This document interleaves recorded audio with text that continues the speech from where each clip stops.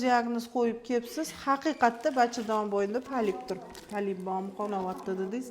Endi biz sizni yoshingizda qon kelsa qo'rqib ketib qolamiz. Endometriydan kelyapti bu qonni vahmoqib tashlaymiz. Yo'q, bachadon bo'yni shu holatda bo'lishi kerak. Erta shunaqa polipsimon hosili, razmeri 1,5-2 sm atrofida. Biz uni oldi tarafdan ko'ryapmiz. Servikalniy kanalda o'sha asosi birlashgan joyi, oyoqchasi qatgacha davom etganini o'zingizda ko'radi. Doppler qilinadi, o'sha joydan gistologiya olamiz.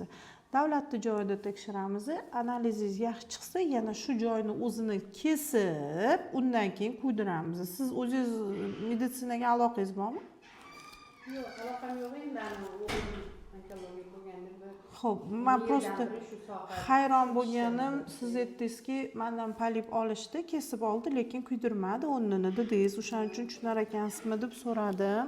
Xo'p, buni oyog'i bilan olib tashlamasangiz, asosi bilan birlashgan joyi bilan olib tashlamasangiz, yana chiqib kelaveradi. O'shaning uchun asosi bilan olib tashlash kerak.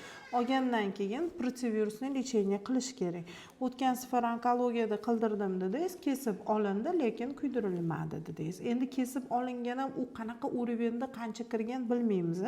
Kesib olsak, masalan, mashqgacha kessak, tepada yana asosi turibdi, yana chiqib kelaveradi.